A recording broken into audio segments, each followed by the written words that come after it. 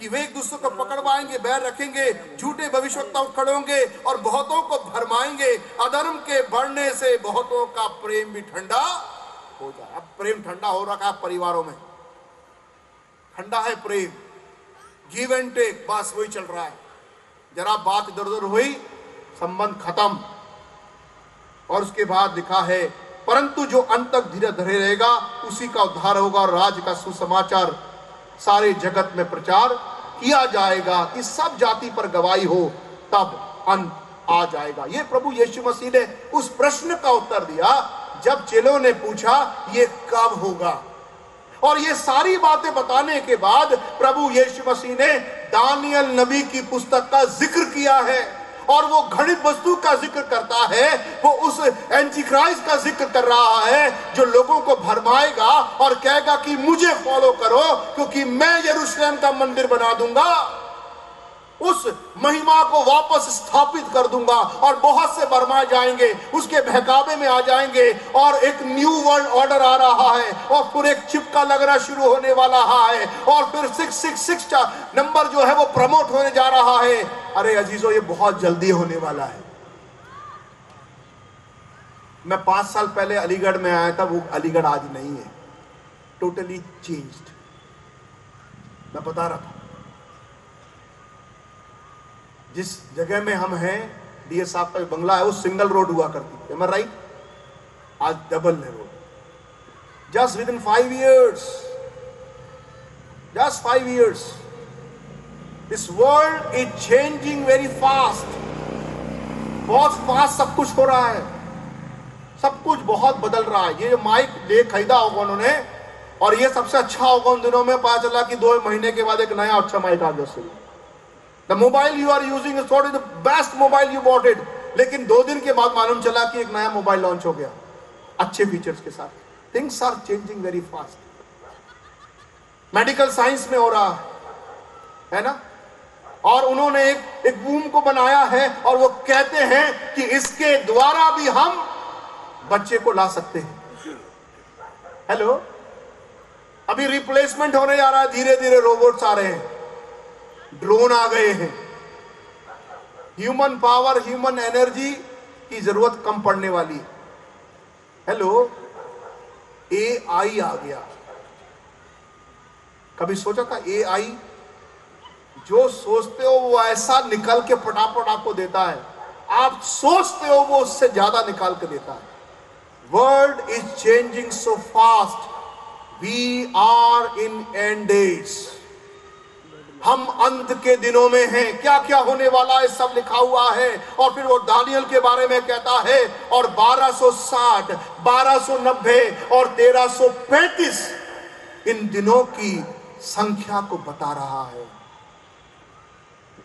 क्या हम समझ रहे हैं या सोए हुए हैं? सुनिए ध्यान से,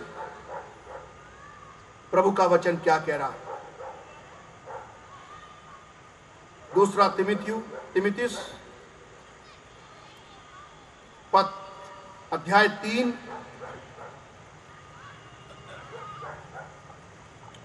और उसके 14वां, 15वां, 17 पद को पढ़ना है। दूसरा तिमिथियुस अध्याय 3, चैप्टर 3, वर्सेस 14, 15 एंड 17। पर तू उन बातों पर जो तूने सीखी है और विश्वास किया है, ये जानकर दृढ़ बना रहे। बस क्या कर, उन बातों पर जो तूने सीखी है। सीखा है ना आपने 2 दिन में कुछ? मैं ज्यादा पीछे नहीं जा रहा, 2 दिन में तो कुछ सीखा होगा प्रभु के अनुग्रह से। जो बातें तूने सीखी हैं और विश्वास किया है, और उन पर विश्वास भी किया है कि परमेश्वर झूठ नहीं बोलता, और हम जो है सिक्के और भेड़ नहीं परंतु हम पुत्र और पुत्री हैं। तू क्या कर, ये जानकर दृढ़ बना रहे। क्या कर, उसमें तू दृढ़ बना रहे, उसमें दृढ़ बना रहे, इतना ही करना है। अगर गिनतियां याद नहीं हो रही तो मत करिए भाई साहब, कोई दिक्कत नहीं है। लेकिन जितना वचन जानते हो, जितना सीखा समझा है, केवल उसी में दृढ़ हो जाओ। टीचर क्या कहता है लास्ट मोमेंट पे? बच्चे को तकलीफ हो रही है, सांस नहीं है, घबराहट, पेपर आ रहा है, बेचारा कहता है जितना मालूम है ना बेटा उतना लिखो, बस उतना काफी है। यही कहते हैं ना, बाइबल भी वही कह रही है। अगर 66 बुक्स के नाम याद नहीं है तो प्रभु आपको स्वर्ग के राज से वंचित नहीं करेगा। हेलो, वो ये नहीं कहेगा भैया पहले इधर आओ, 66 बुक्स बताओ, 10 आज्ञाएं सुनाओ, क्रीड बताओ, फिर आप अंदर आओगे ना। तुमने जितना सुना, जितना सीखा, क्या तुम उसमें दृढ़ बने रहे या नहीं, उतना काफी है बस। हेलो, उतना काफी है, उतना ही काफी है। केवल उतना ही पकड़ के रखो, अंत का समय है, बहुत जल्दी सब कुछ बदल रहा है। लेकिन हाय उस पर जिसने कुछ भी नहीं सीखा, जिसने कुछ भी नहीं समझा, वो दृढ़ किस में होगा? फिर वो किस पर स्थिर होने वाला है? उसका हश्र क्या होने वाला है? और हम कहेंगे प्रभु हमने सुना ही नहीं। प्रभु कहेगा सुना तो था। 18 नवंबर 2014 अलीगढ़ की कन्वेंशन में तुमने सुना था। और फिर क्या होगा? वो फ्लैशबैक होगा और हम दिखाई देंगे। सीसीटीवी कैमरा क्या हुआ था, पर्दे के पीछे सब दिखाई देता है। थर्ड एम्पायर, क्रिकेट में everything will display and will become speechless.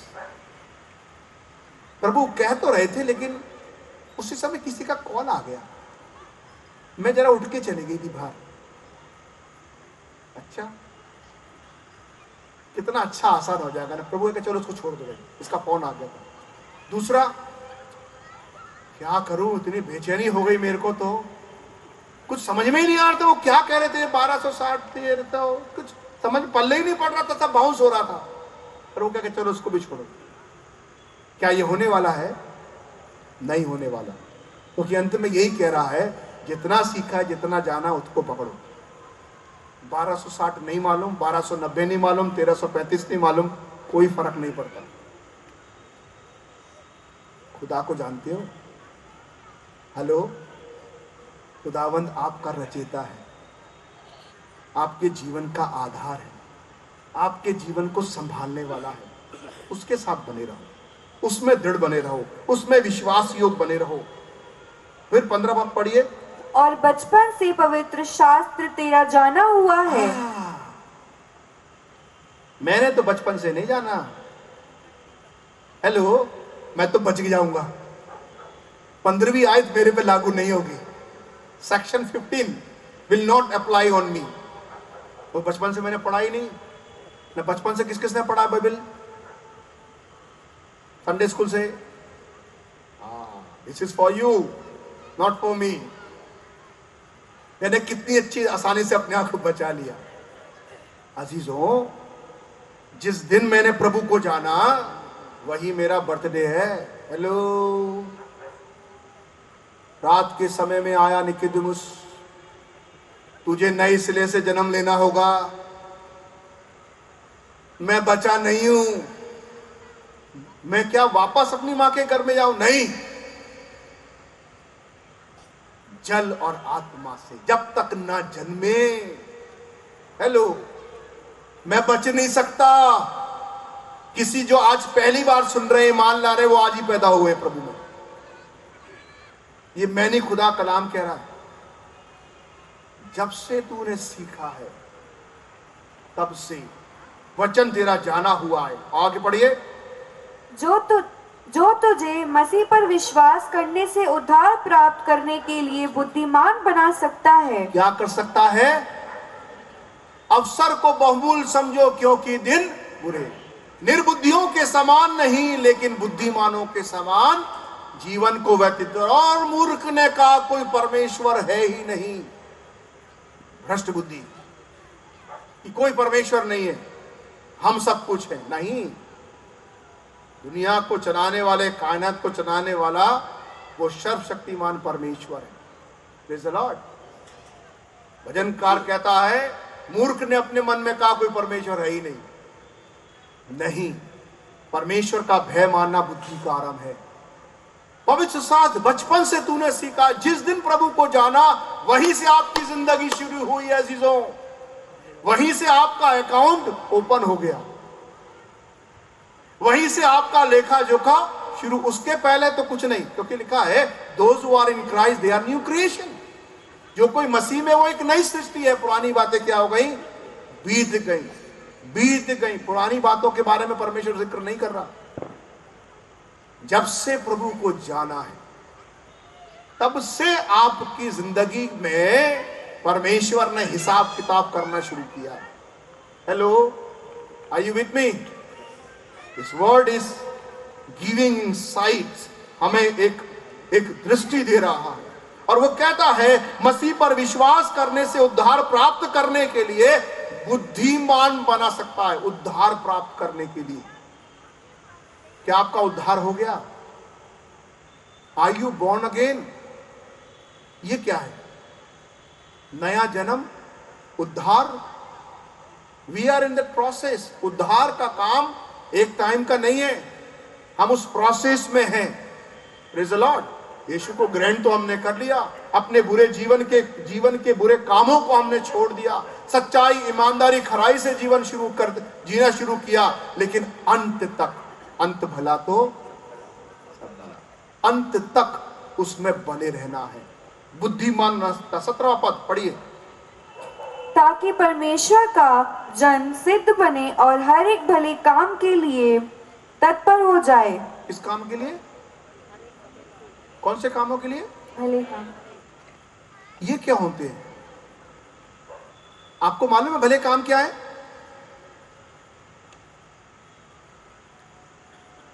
Yes, अभी एक व्यक्ति खड़ा हो गया, 5 मिनट में समाप्त करेंगे। I will try that. भला काम क्या है? बताइए, क्या भला काम है? आप क्या सोचते हैं भले काम क्या है? यीशु ने कहा इसने मेरे साथ भलाई करी। क्या भला का काम करा उसने? जो स्त्री थी वो जटामासी का इत्र लाई, एक ही को सर्टिफिकेट मिला, ये केवल बाइबल में, इसने भलाई करी। भले काम क्या है? मैंने बताया कि भले कामों से उद्धार नहीं है, लेकिन अनंत राज्य में प्रवेश करने के लिए उद्धार होने के बाद भलाई काम करने में तत्पर होना है। तत्पर। वो कहता बुराई से बुराई को नहीं, परंतु बुराई से भलाई को जीत लो। इफिसियों में लिखा हुआ है कि परमेश्वर ने हमें भले काम करने के लिए सृजा है। हम भले काम करने के लिए सृजे गए। भले काम क्या होते हैं? दान देना, क्वायर में गाना गाना, पास्टर बन जाना, ये भले? बोलिए क्या भलाई है? किसी को नहीं मालूम भले काम क्या है? हैं? किसी का करा? किसी की मदद कर देना, yes, can be a good work. Biblically क्या है? वचन के अनुसार क्या है भलाई? है? उसने मेरे साथ भलाई करी। यीशु मसीह ने कहा, मैं तो आपको हिंट भी दे रहा हूं, अपना सर्वोत्तम प्रभु के लिए दे रहा हूं। Best you have to give to God. जो आपने अपने लिए रखा। आप दान देते हैं, दान तो सब लोग देते हैं साहब। दान तो गैर मसीह लोग भी दान देते हैं और हमसे अच्छा दान देते हैं। सही बोल रहा हूं संजय भाई? गैर मसीह भी अच्छा दान देते हैं, वो भी लोगों की मदद करते हैं, अच्छी मदद करते हैं। पंजाबियों ने एक नया हॉस्पिटल खोल दिया, फ्री में होता डायलिसिस। हमने तो वो भी नहीं किया। अगर आप गिनने चाहेंगे भलाई के काम, अपना सर्वोत्तम प्रभु को देना, भलाई भले काम करने में तत्पर रखो कि दिन नजदीक है। भलाई भले काम करना, कष्ट के साथ कुछ सैक्रिफाइस करना, कुछ बलिदान करना। क्या हम लोग कर रहे हैं? किसी भिखारी की मदद करते हैं, बड़ा सैक्रिफाइस करते हैं। 1 रुपए का सिक्का या 10 रुपए का नोट, इससे पीछा छुड़ाने के लिए हम करते हैं। अगर हिम्मत है तो अगली बार भिखारी को कम से कम 1000 रुपए देकर देखो, निकलेगा नहीं जेब से। और आपके बर्थडे में आकर मैं आपको दे दूं 1 रुपए का सिक्का, आदमी बड़ा कंजूस है, 1 रुपए दे। सी सैक्रिफाइस, जिसको आपने पकड़ के रखा है वो आप किसी के लिए रिलीज कर सकते हो क्या? खुदा ने भलाई करी, अपना इकलौता दे दिया। Hallelujah, praise the Lord. हमारा जीवन खुदा का है, उसे खुदावन के लिए दे दीजिए। भलाई करने में तत्पर रहें, और लिखा है कि वे उस अनंत राज्य के भागी होंगे, क्योंकि कहता है कि सारी आंखें उसे देखेगी, सारी आंखें उसे देखेगी। देख मैं शीघ्र आने वाला हूं। प्रकाशित वाक्य में 7 बार ये शब्द आया है, देख मैं शीघ्र आने वाला हूं। ये शीघ्र आने वाला। यीशु मसीह ने बताया अपने चेलों को कि अंत के दिनों में क्या होने वाला है। उसने ये भी बताया जो गद्दी पर है, अधिकार में है, उनका मानना परंतु उनके समान ना बनना। उसने ये बताया कि अंत के दिनों में तुम्हें दृढ़ होने की जरूरत है, तुम्हें सिद्ध होने की जरूरत है, और तुम्हें भले काम करने में तत्पर होने की जरूरत है, क्योंकि शीघ्र आने वाला हूं। पढ़िए मेरे साथ प्रकाशित वाक्य 14:13, क्या लिखा? जल्दी जल्दी 2-3 आयतें। फिर मैंने स्वर्ग से ये शब्द सुना, लेख जो मृतक प्रभु में मरते हैं वे अब से धन्य है। आत्मा कहता है हाँ, क्योंकि वे अपने सारे परिश्रम से विश्राम पाएंगे और उनके कार्य उनके साथ हो लेते हैं। Praise the Lord. मरने वाले कैसे हैं? अब से धन्य हैं, उनके कार्य उनके साथ हो लेते हैं। हेलो, भले काम जो हमने करे हैं खुदावन के नाम से, खुदावन की महिमा के लिए, लिखा उनके काम उनके साथ हो लेते हैं। एक और वचन 16:15 प्रकाशित वाक्य। देख मैं चोर के समान आता हूँ, धन्य वह है जो जागता रहता है और अपने वस्त्र की चौकसी करता है। किसकी? वस्त्र, वस्त्र की चौकसी। जागता रहता और वस्त्र की चौकसी करता है। यस, मेरे पास तो बहुत सारे हैं, अलमारी में रखने की जगह नहीं है, लेकिन जब भी सामने खड़ी हो तो सोचती हूँ कि पहनूं क्या, कपड़े ही नहीं है ना। मेरी वाइफ भी यही कहती है, अलमारी भरी है, खोलेगी समझ में नहीं आ रहा, कह रहे कपड़े ही नहीं है, अभी तो दिलाए थे। हैं जॉइस, इज दैट ट्रू?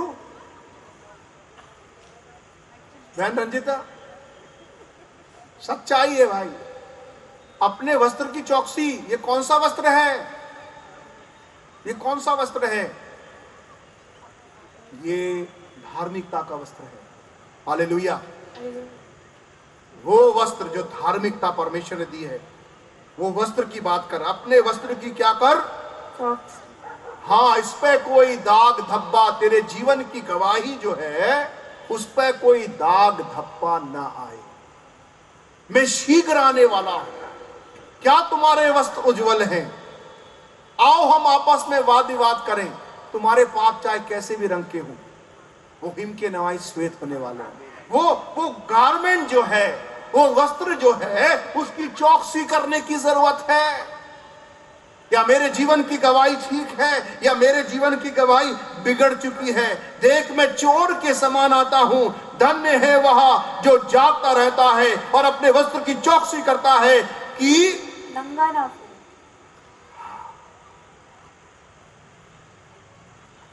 नंगा ना फिरे।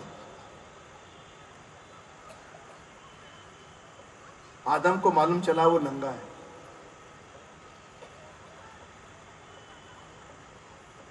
परमेश्वर ने तो वस्त्र पहनाया था उसको, पवित्रता का वस्त्र, धार्मिकता का वस्त्र। और जैसे उसने गुनाह किया, उसे मालूम चला मैं कैसा हूं, नग्न हूं। वस्त्र की चौकसी करो भाई, नहीं तो दिखाई देगा कि हम नग्न हैं। उसकी आंखों से कुछ नहीं छुप सकता। हमारे गुनाह एकदम प्रकट हो जाएंगे और समझ में आएगा how much we are naked, हम कितने नग्न हैं, हम कितने घिनौने हैं। और वो कहता है ताकि वहां नंगा ना फिरे और लोग उसका नंगापन ना देखें, उसके जीवन की बुराइयों को ना देखें, उसके जीवन के नग्नता को ना देखें। अपने वस्त्र की, जो पवित्रता का वस्त्र है, जो धार्मिकता का वस्त्र है, उसकी चौकसी करो और जागते हुए करो। और वो कहता है चौकीदार जागते रहो, और हम लोग जागते रहते हैं। क्या कहता है चौकीदार? जागते, और चोर आ गया, चोरी कर दिया, और क्या चौकीदार तू क्या कर रहा था? बोले मैं तो कह रहा जागते रहो, मैंने तो यही कहा जागते रहो, तुम क्यों सो रहे थे भाई? चौकीदार यही बोलता है ना। तुम्हारा नाम क्या है?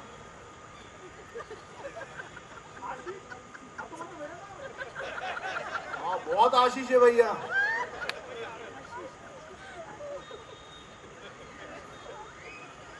जागते रहो, हम सो रहे हैं। वचन कह रहा है जागते रहो, हम सो रहे हैं। और वचन क्लेम करते जब तक नगर की रक्षा या यहोवा ना करे पहरेदार का यागना व्यर्थ है। प्रभु तू जागता रहे, हम सो रहे। प्रभु ने कहा 2 क्षण जगो, प्रार्थना करो, 1 बार 2 बार 3 बार कहा, लास्ट में कहा तुम सोते ही रहो, तुम सोते ही रहो। He becomes so fed up with his disciples.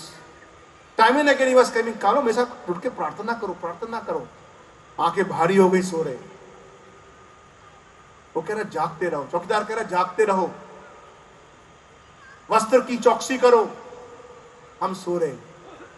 वो कह रहा चोर की तरह आऊंगा। दूल्हा कब आया था? आधी रात को।